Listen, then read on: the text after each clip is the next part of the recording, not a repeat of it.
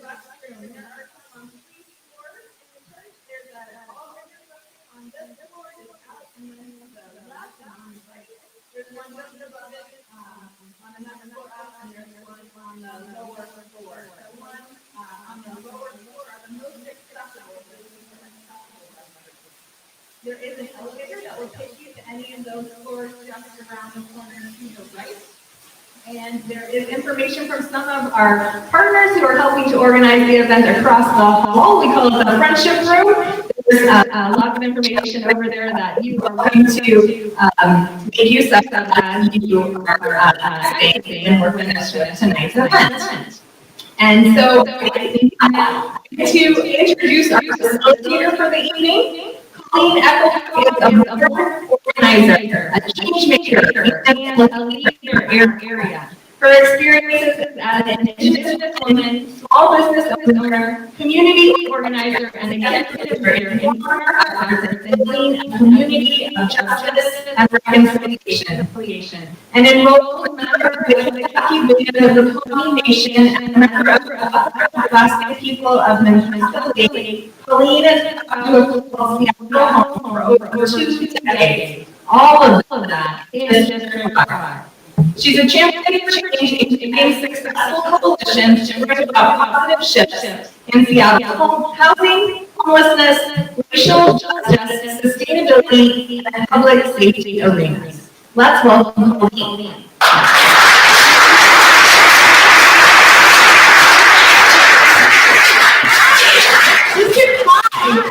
And neighbors, over a little bit, I'm sure. You can all see these amazing cameras right here behind me. And I want to warmly welcome you. Let a incredible group of people, you, every single one you are, having time, for caring about me, for caring about me. I am really being here, excited to see what our wonderful on the stage is saying. And so I just want to thank each and every one of you for being here. I also want to thank your parents. You guys are amazing. It takes a lot to come here to sit on the stage, share your opinions. And so before we even do anything else, I want to thank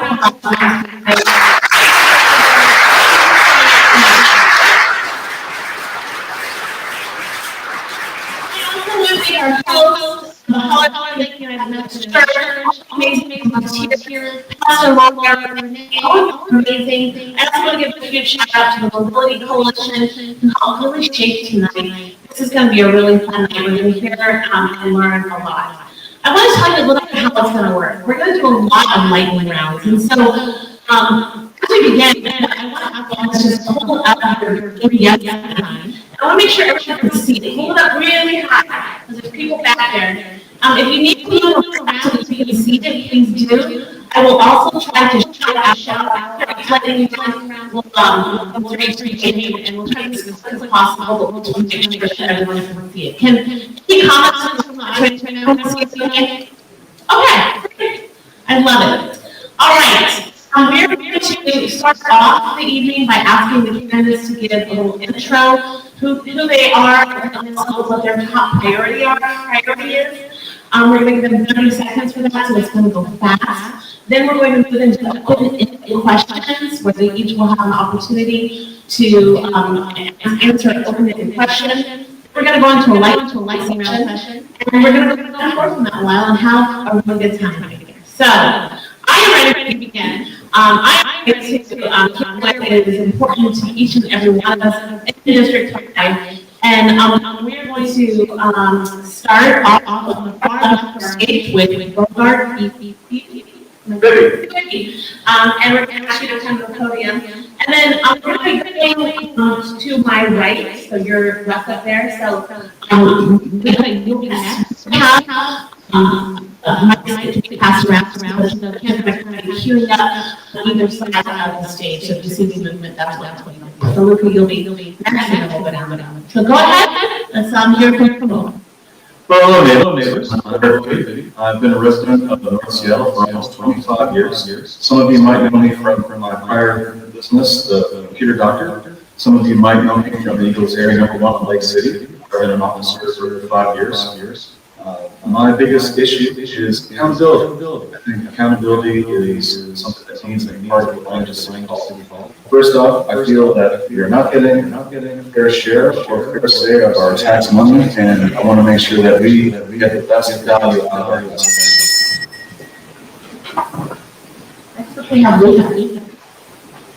Hello, everybody. My name is Luca Murdoch-Howard, and as the youngest city council candidate that will be here across Seattle, my biggest priority is housing affordability, and which I know about. It's hard to get into housing market. So, yeah.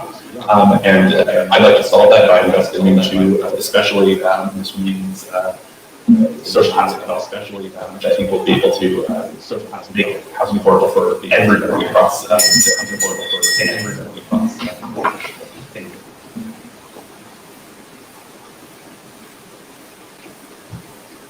you.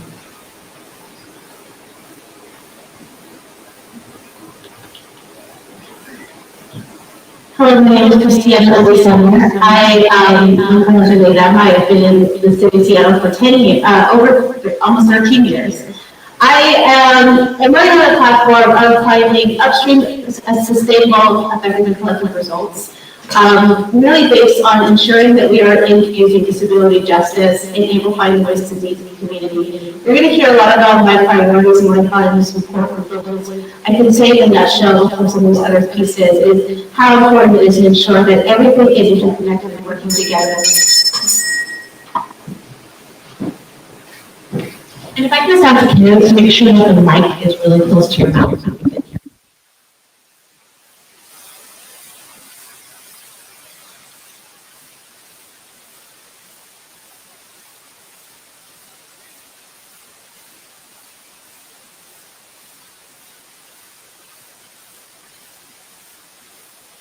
My topic will be stopping the sweeps. Not only are we carrying out inhumane violence every single day against our unhoused neighbors, we are wasting taxpayer dollars while making it harder to get people to housing. If we want to support services, we need to stop the sweeps and actually make it effective. Thank you.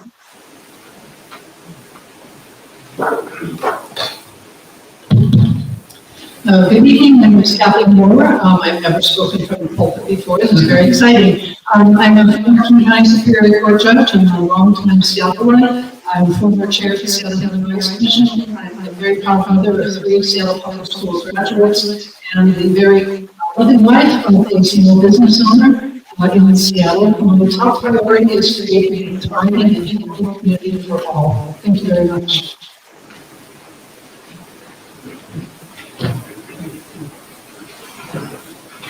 Hi, my name is Shane McElwin. I'm a paid coordinator, a realtor, and I've lived in North Seattle for over 20 years. My top priority is housing. My direct experience in the housing industry has given me specific examples of what needs to change in the city to ensure that we have accessible housing, responsible development, and the ability to curb or increase the cost of living.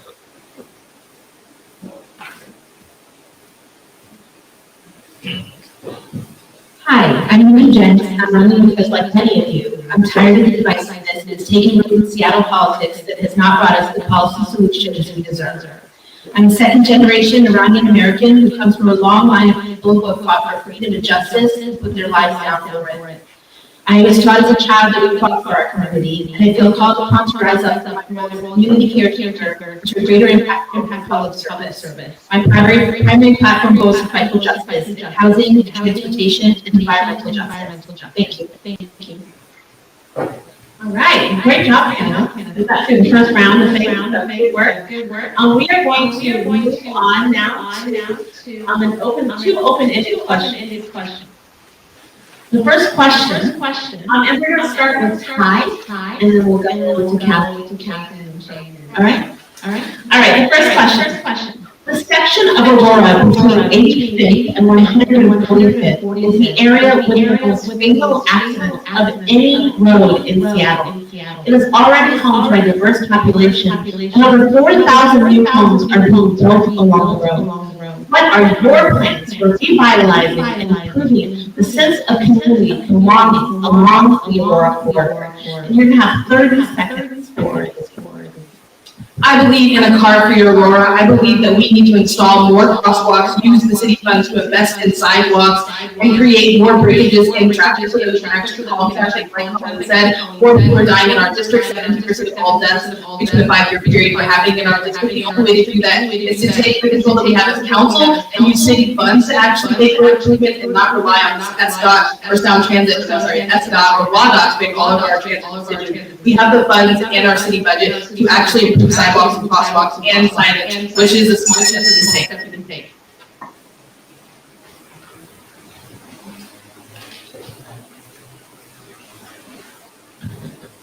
Thank you. Again, we need to invest in sidewalks, we need to invest in signal lights and crossings, we need to have greater physical separation of traffic, we need to have traffic calming. It's also important that we have better bus connectivity, better locations for stops. Very importantly, given the amount of housing are going to be building, we need to make sure that there is an interconnection between the housing and the communities behind, so that there's no separation between housing that's on the floor and the rest of the neighborhoods. Thank you. I'd like to ask a state name. I'm just going to capture. My name is Shane McNamara, and we very much need to put Aurora on several different issues.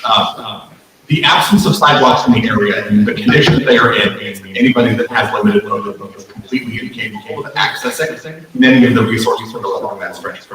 It's also some of the worst actual land use in the city.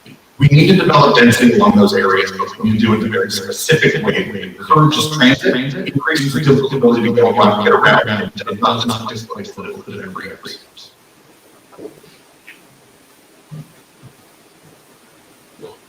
Hi, I'm Julie Jang.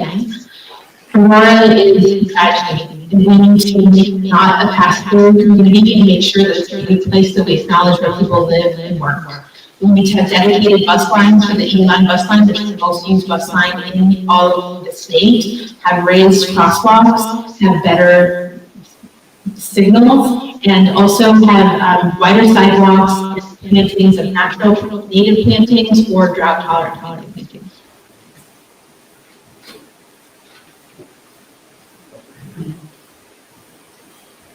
Hi, I'm Colleen. Aurora is a very serious issue. It definitely needs improvements as far as being able to manage the traffic flow, being able to manage the Springs.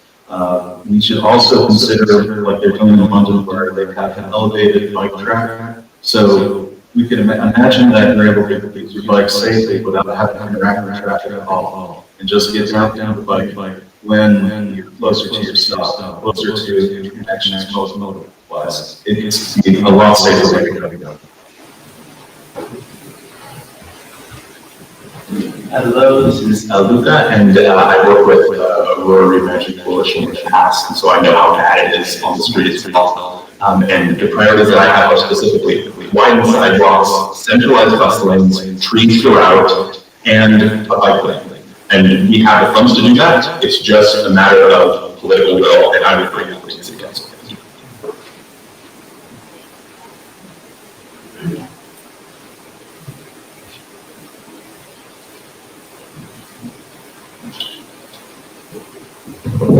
I'm the entire 13 years I've been here. We need more infrastructure beyond sidewalks, so everyone can walk, ride, roll to wherever they need to go. We need to make sure that the social housing and community centers are increased. I would like to see the Savings Club being retrofitted to community housing and community centers, as well as sustainability, increased tree canopy, and open space. We have local levies and plans are coming through. We have interconnected funding and resources.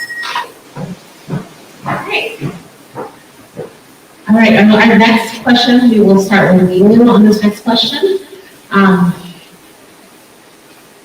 Here we go. Seattle's top 2 funding sources for transportation are the general fund, which has projected shortfalls for the next budget cycle, and the new Seattle property tax levy, which expires next year. At the same time, the need for safe walking, biking, and transit access is increasing. what are your ideas for new progressive revenue sources to meet the level of investment Seattle needs to be a safe and accessible place to get around without a car? Is that 2 ideas you said? It says Seattle's top 2 funding sources for transportation. Thank you. Hi, everybody. Really thanks. I'm especially interested in land values tax, which would restructure our property tax to make it that we don't have so much land investment happening in our city that is causing immense damage to us, for example, in the city here where I live. And the other option would be to look at a vacancy tax as well, because there's a lot of people that are leaving properties unused. Those are the top 2 that I think.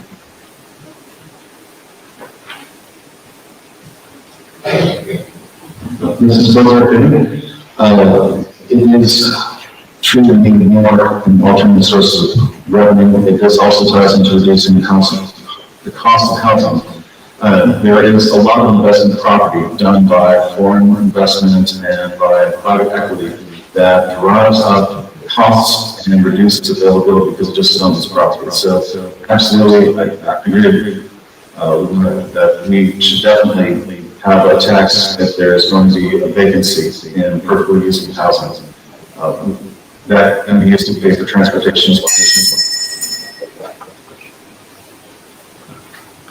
Hello, this is Luca Murdoch-Howard, and the ideas that I would have is one, the vacancy tax, which is obviously very popular and a very useful tax, but I don't think that will add very much.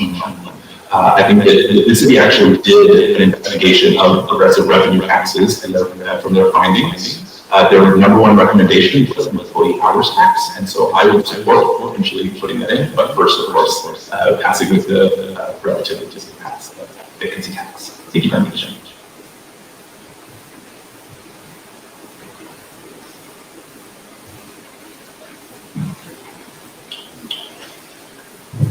I just thought this is really one of the primary original supporters of the Jumpstart tax, and I know that last November there was a ask for them to do over 1%. I would like to see what the middle ground could look like to increase the Jumpstart tax so that we can ensure that we have the funding. In addition to that, I know there are multiple areas of funding. My work as a consultant and organizer to work across various fields of government and organizations.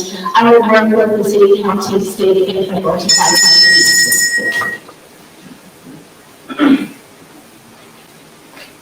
This is Ty Reed. We already know what tax we need to pass in Washington State and Seattle in order to get some real revenue. The state already reported that they've got over triple what they expected from the capital gains tax of 7%. We need to pass the capital gains tax at the city level in Seattle, maybe looking at the same percentage as the county, as well as potentially doubling the Jumpstart tax. It has already been doing for 2 years to pay for pandemic era issues. We need to jumpstart that tax by increasing it because we know the employers that are targeted for that tax can afford it, and we need to deep investments in housing and trade infrastructure.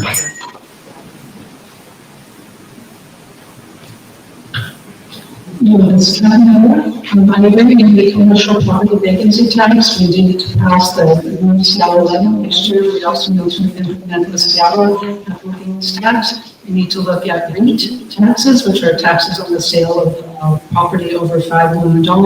And we need to look at increasing the Jumpstart tax. And we will also look at the recommendations of the revenue stabilization task force that should be launched shortly. Thank you.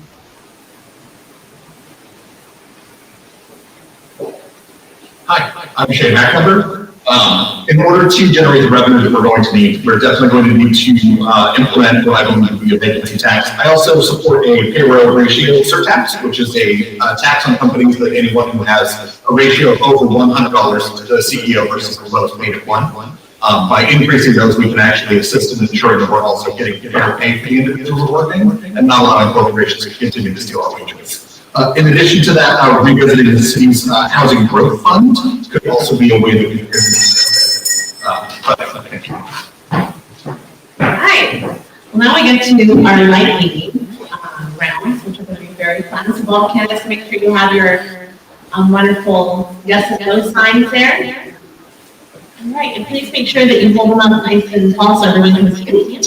The first question in our lightning round is, Do you support a redevelopment in the 130th and 148th Street station areas? All of them say yes. All right. Do you think that option 5 of the environmental impact study for the 130th and 148th Street station area rezone goes far enough to build housing, business, and community spaces around the new light rail station? All right. Would you lead an effort to identify a location or locations and build affordable housing in the 130th and 148th station area? All right. If you were on council now, would you have voted in support of the recently passed tree protection ordinance? Mixed results there. All right. Do you think that option 5 of the comp plan update goes far enough towards bringing new housing and affordable housing to Seattle? All right, united on that one. All right, thank you. That was our first lightning round. Well done. All right, yes, a little round of applause is fine.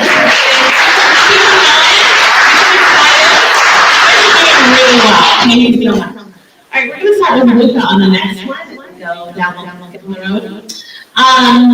The first question of our open round, or the second round of our open questions. Seattle is very far from meeting its climate goals, and over 60% of the city's emissions come from transportation. Current plans will lead to only incremental and insufficient progress. What will you do to change this? Is this asking about carbon emissions in general or transportation solutions?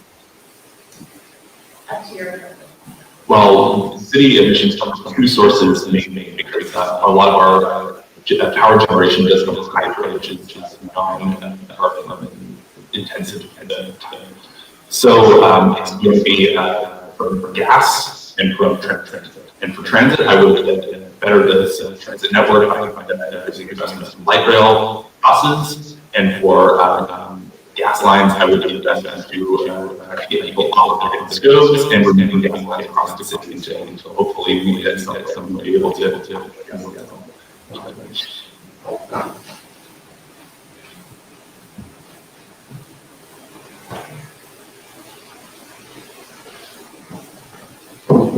But I was still talking about partnerships, we need to make sure that we're investing in more because hydropower also has an environment. I would like to support citywide plans for the RAP and next day kilowatt time program so we can choose to have power. In addition to that, I think it's important that we understand how to have a sustainable environment. We're going to have things that's going to mean increased carbon erosion, ensuring that public transit is going to be the option for as many people as acceptable.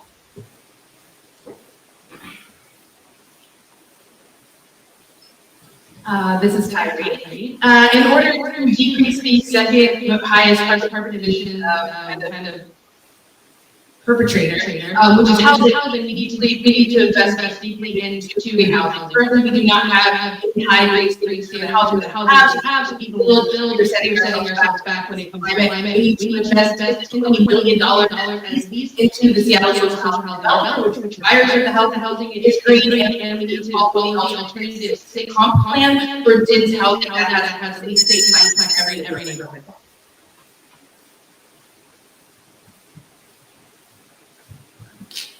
So let's support the Seattle Green New Deal. We need to make all Seattle vehicles electric in 2030. And we need to get people into buses. We lack hauling amount of east-west. We know way to connect west of I-5 to the light rail station is going to open. We need to make sure that we have some way to get people from the west part of our district over to the light stations. I also agree with Todd that we need to look at increasing the buildings.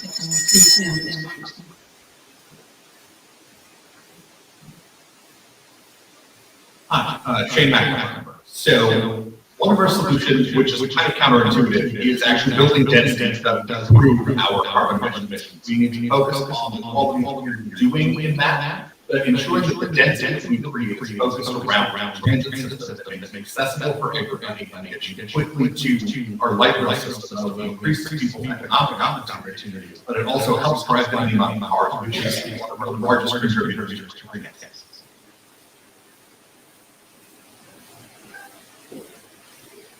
Hi, this is Nancy. One of the biggest impacts we can have is housing density. We need to build more densely, better building standards, and electrify city buildings and help owners do the same thing. We also need to have transit systems that move away cars and gives the options to do so. And finally, Seattle City Light is a simple city utility. We can offer ongoing financing for everyone to be able to afford electrification of their houses, solar panels, and also to avoid rights of the house condition.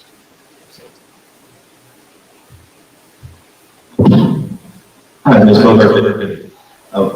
It is true that investing in solar is the wisest thing we can do because the cost versus fossil is huge. We're getting better.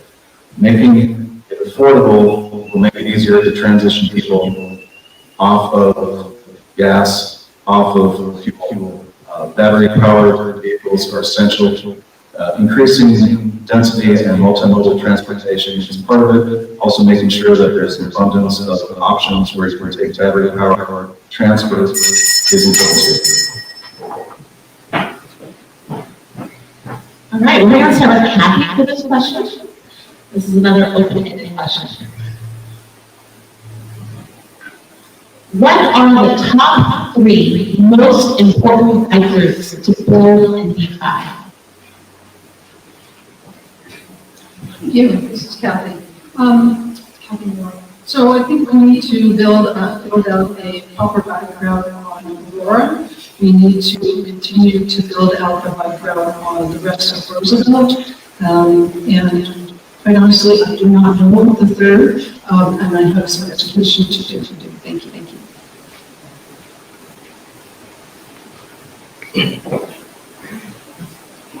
Hi, my name is Shane Macumber. I believe that the 3 most important bike routes are going to be expanding and investing in the interurban trail, which will go next to Aurora. I believe expanding north of Roosevelt and continuing on Roosevelt. And the third would be expanding over and moving through and upgrading. Moving through that I believe would be the 3. Thank you. Thank you. Hi, this is Mindy James. The 130th leading up to the light rail station at 130th is about to open. It's a very important route that needs to be protected. Aurora absolutely needs to have protected bike lanes. And then the same going north-south leading up to the light rail station as well. 130th is opening Northgate too. That's a weaker one for me, but that's where, the watershed in that area. Hi, this is Bogart. For transit, yes, we need to connect to light rail stations. That's essential. We have easy access there for bikes. The interurban trail is an excellent place, very close to Aurora Ave, and that certainly needs to be completed. And I'm not sure about the rest of them, but again, I'd say consider if we built elevated bike trails where we get rid of the traffic. You can have density and you can have safety. That's a great view.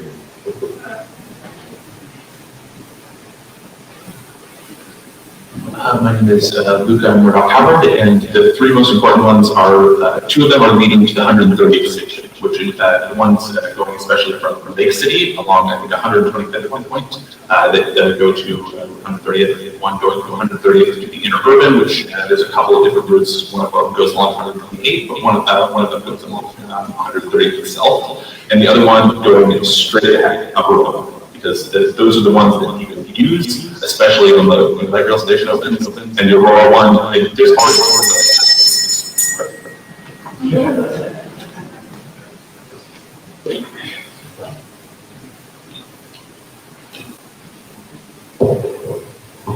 I very much concerned about the developers and the interurban trails, and one thing I want to something new.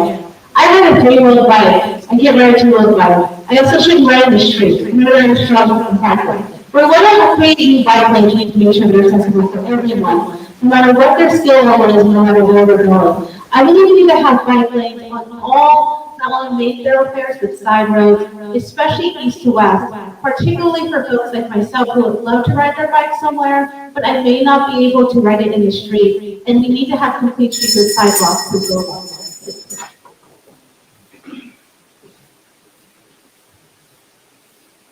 Hello, this is Ty. In order for Seattle to meet our goals, you do have to have a consistent protected bike lane throughout the city. That means along the entirety of Aurora. Like I said before, I believe that we do not need cars in Aurora. We need trams, we need a climb, we need lights, we need sidewalks, we need sidewalks. There's no need for vehicles along there. We cannot create a overhead space. I also think it is finally important that we get to the new station about 100. Making sure that we're connected by the south is going to be vital and the development of that neighborhood.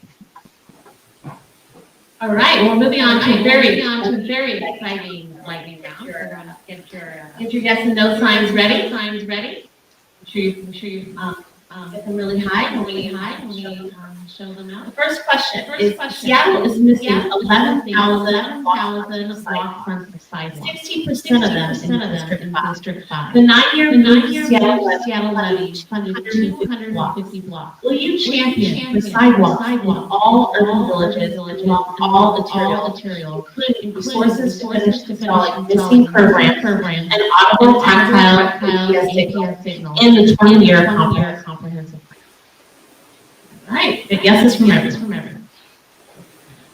So many of our broken sidewalks are inaccessible to many people with disabilities. Would you support a city policy that would require SDOT to repair sidewalks along roads they are repaving? All right, consensus once again. Most high-salary workers receive employer-paid transit passes, but low-wage workers not so much. Will you support legislation requiring that large employers subsidize transit passes for their workers? Consensus again for thinking. The property that Oak Tree Village sits on is owned by Seattle Public Schools.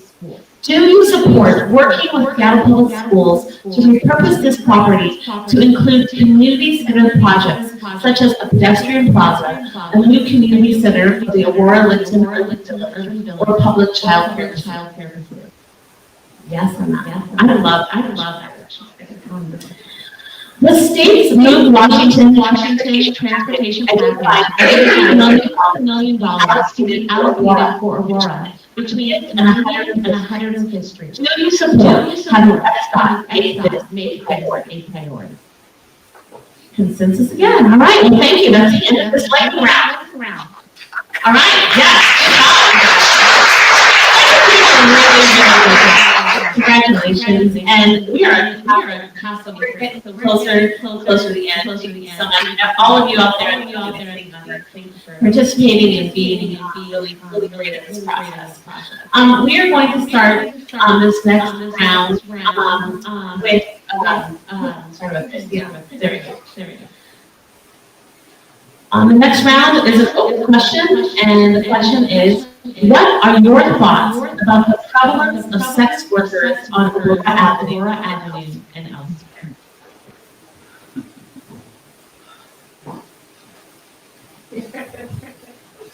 As a former board member of the Public Worker Outreach Project, I met my husband through sex workers and sex workers. And what I know is that there are things that we need to have a plan for folks who are sex trafficked so that we can have interventions. We've got who are survival sex workers who think that they're common to our economic injustice, and we need to have a commission that is funded and stipended for folks who are doing sex work and a burlesque performer, and we need more stages, and we need to have that voice.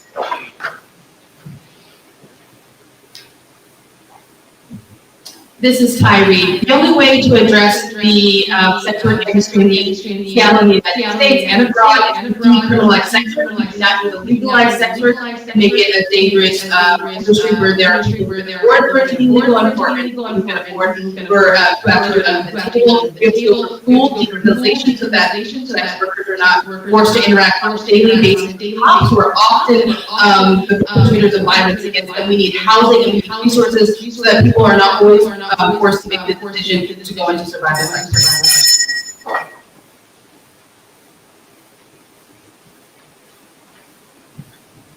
Excuse me, this is Kathy Moore. I think we need to treat sex work like we're treated in Europe. We need to have it treated as adult entertainment. We need to have it in establishments where it's properly regulated so that we're ensuring we're getting paid, they're treated healthily, we're not engaging in underage trafficking. And then we need to make sure that we have sufficient resources for people who are unfortunately trafficked to help survivors get out of the game. And then also need to make sure that it is illegal to the extent that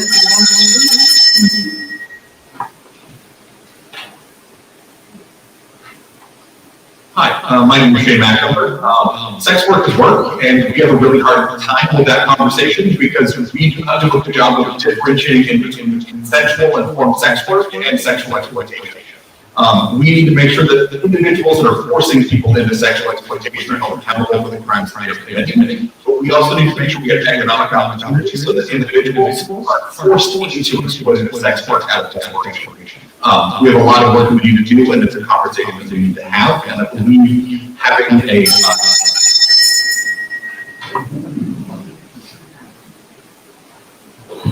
Hi, this is Lily Jenks. So much of what we see on Aurora, it's not sex work really, so much as sex trafficking.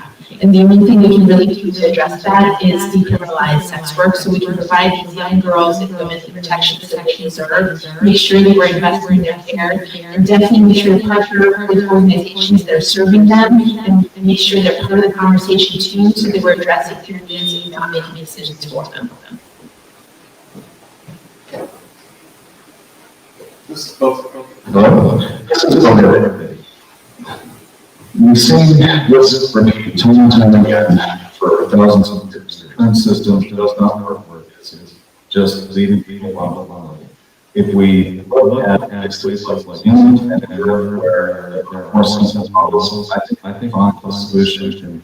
And I will say this, we need to process full extent of the law, exporters, full extent of the law. But we also need to make sure that we can be criminalized for those that choose to do this.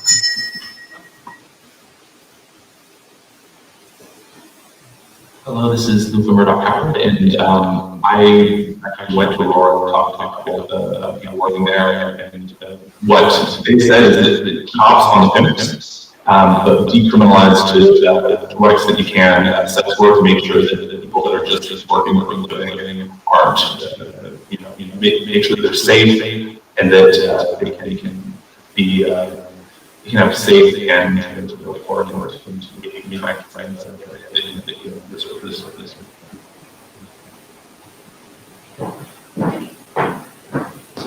This is our last open-ended question, and at the very end, to give your little pitch, but this is the last open question, and then we'll move on to another lightning round. And we're going to start with Shane.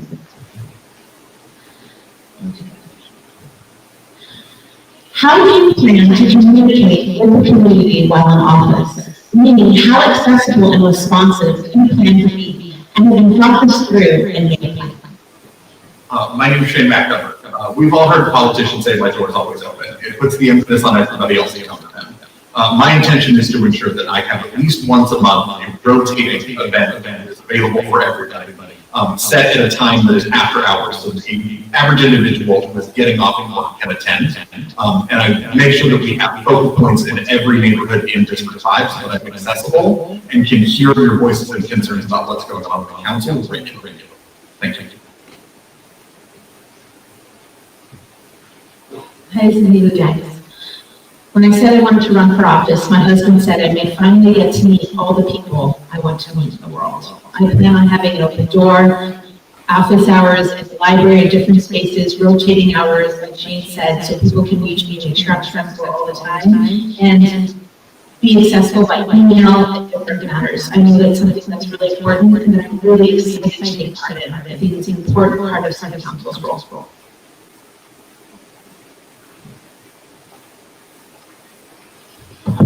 Hi, this is Logan. One thing I've seen is that in IT, you take a data-driven approach to change and finding out solutions.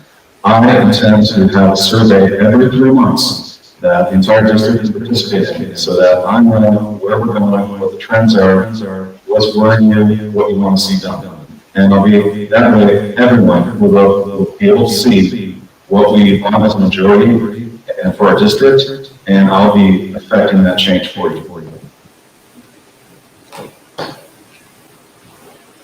Hello, this is Licton Howard, and this is actually one of the advantages of me being one of the city council candidates, is that I have the time for everybody. Well, I might not have a mortgage or in the area of family. I can absolutely sit down and have open office hours probably every week that I can use to talk with people who will come, but also the time to pursue talking with active community groups, go out and talk. Thank you very much.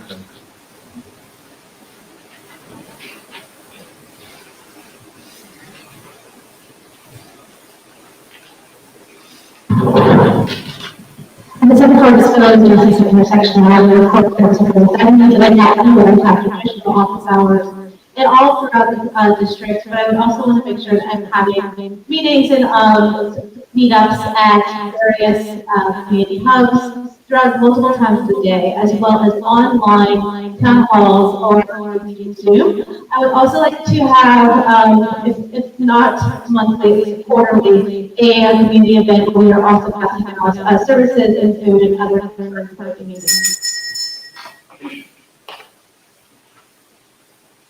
My name is Cyrene. I am a community organizer. That means I think you'll talk to folks to get out of the streets. I have hosted for years and coordinated an outreach groups living in Fallon and actually started downtown. And I hope they have to start in 5 once I'm accountable here. So I'm always talking to folks, not just ones who are connecting community groups and churches and organizations, but those who on the streets who are disenfranchised and separated from politics. I will be door knocking and campaigning all year long, because I think it is beyond election time and we should be going to door and actively politicizing our constituents.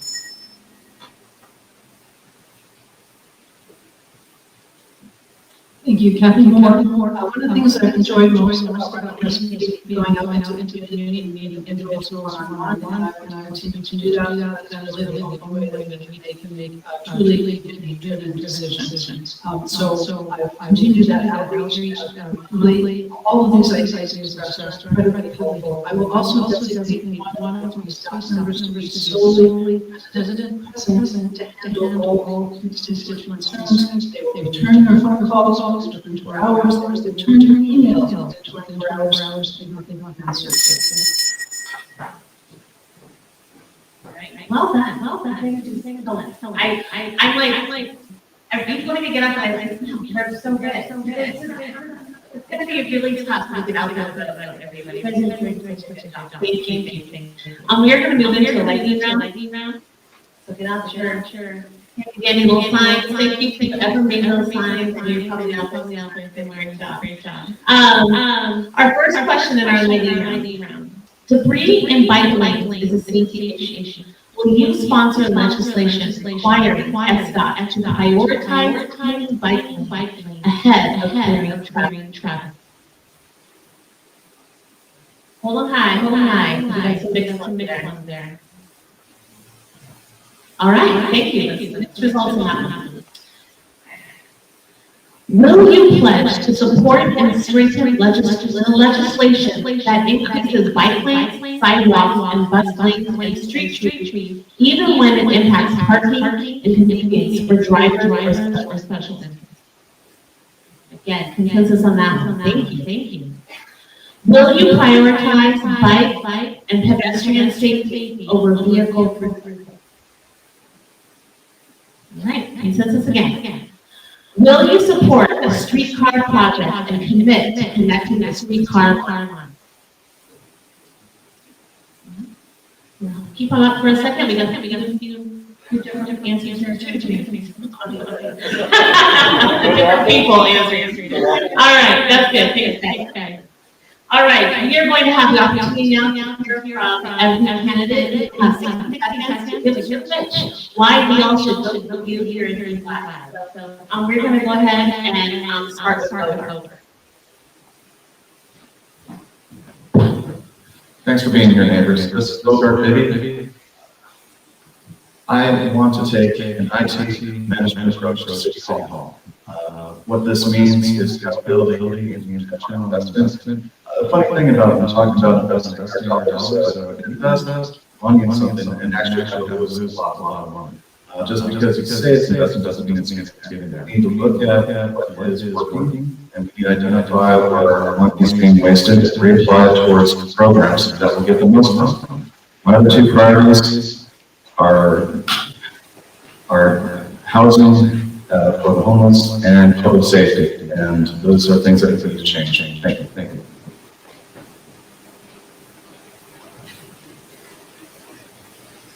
Hello, my name is Luca Murdoch-Howard, and my three big priorities is going to be investing for Aurora. It's going to be investing into social housing project we got passed in February, and it's going to be a larger and more efficient and quality public transit system around Seattle. And I know that electing somebody that's so young can be a little bit scary, but I think that it's right about time that Gen Z got a voice on the Seattle City Council, and I think that doing so will really change the way that the city operates. Thank you very much.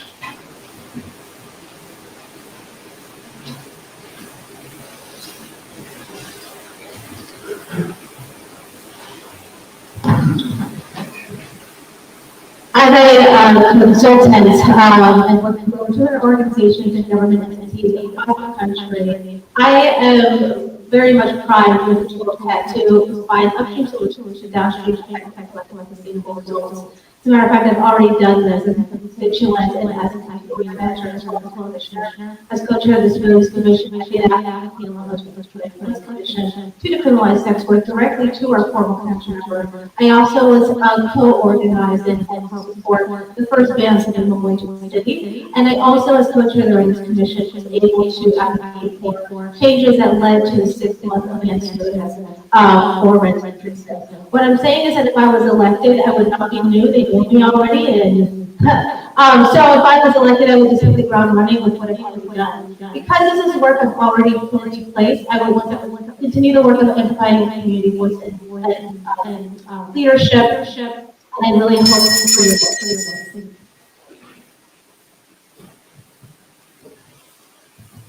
Hello, everybody. Thank you for being here today. My name is Tati, and I think you should vote for me not because I have the best ideas, though I think it's very obvious that I do, but because Seattle has always had the best ideas. I promise you, every single person in this room, I can tell from your experience that you have advocated for more life. You've advocated for more sidewalks. You've advocated for expanded transit, and it's not going to happen because people will always lose the political will when it comes time to fight. As the co-chair for our neighbors, as a person behind working for all of the transit riders, he was thinking about that council in 2019, and the mutual aid organizer, someone who works closely and talks to you in person every day, folks living outside. I have no obligation to defend institution of government. I'm here to defend the community has demanded for decades. Nothing that we mentioned today is new or innovative ideas. Someone who's actually going to say there's a limit to what we do, and that's what community steps up. We need to listen to the demand for consent for years. Thank you. Thank you.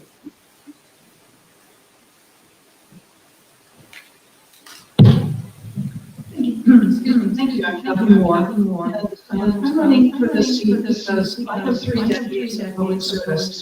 Started my career as a defender, where I fought for the rights of individuals through the child welfare system, as well as the behavioral health system. I became a family law attorney where I continued that work. I chaired the Seattle Human Rights Commission, where I was very instrumental in moving the move forward on police accountability and reform, something that's close to my heart, and I will continue to on council. I also serve for terms I'm very familiar with the workings of legislative operations and how legislation gets passed. Most recently, I served as King County Court Judge, where I served for a certain calendar, the family law calendar, and mental health calendar. I made tough decisions every single day that affect lives and livelihoods. Did it fairly, justly, without a political agenda, ideology, on the facts, and the best information presented to me. That's what I will do in the council. Thank you.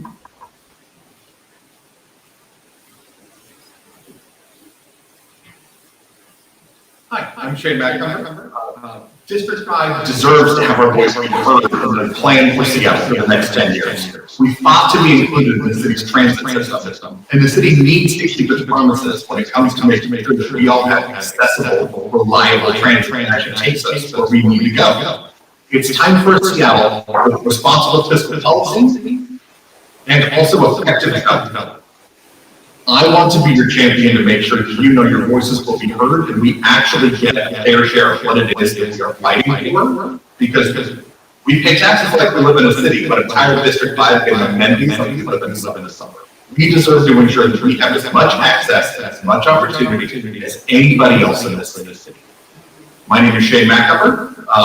Please learn more about me at shaneforseattle.com. Thank you very much.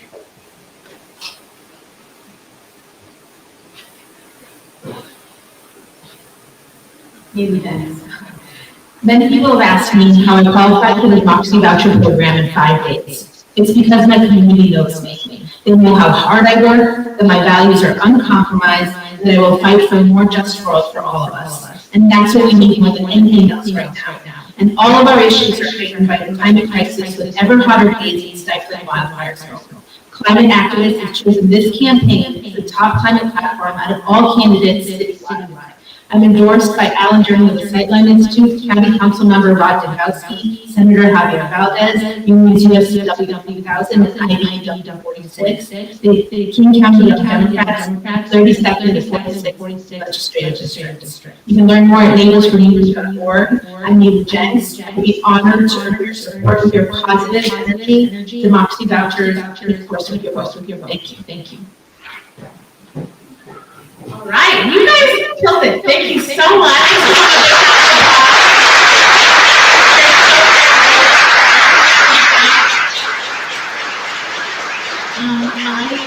I'm saying the bottom of my mind as a resident of I appreciate what you're doing.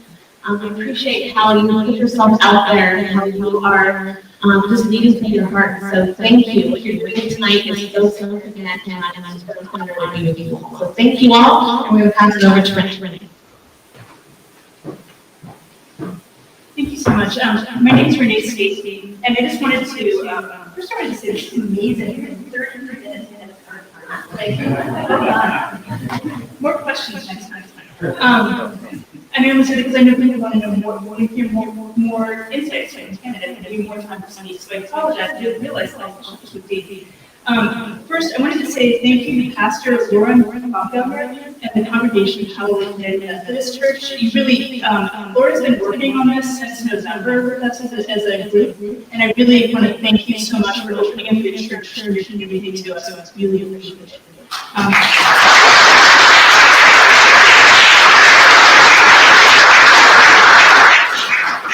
Anyone do anything for your incredible moderation and facilitation.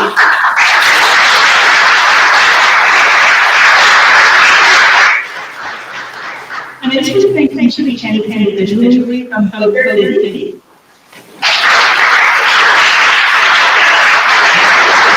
And Mr. Howard. Christiana Disney.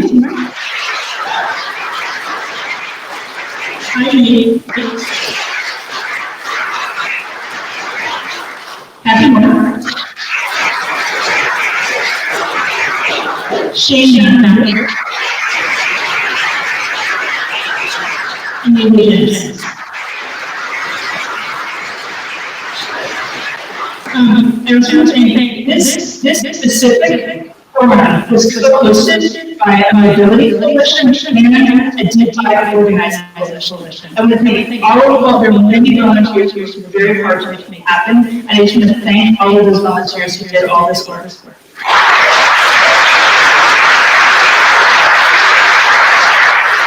you're in that group and you're listening to me, we're going to see you. If you're on the older end of the communities, can you stand up?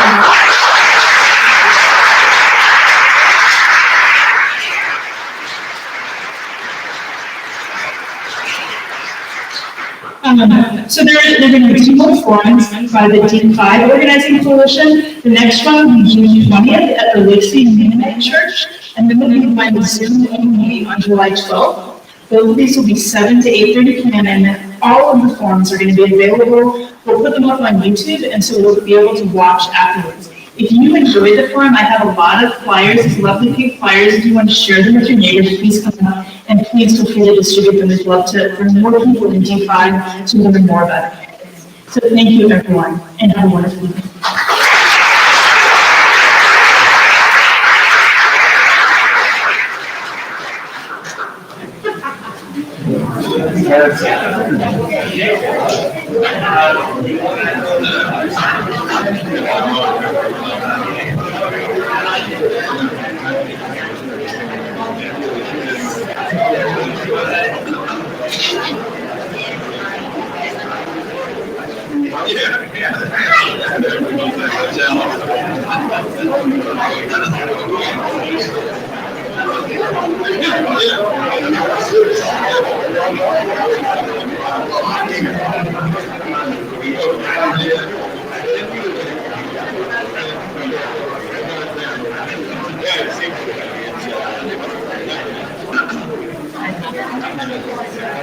The bill was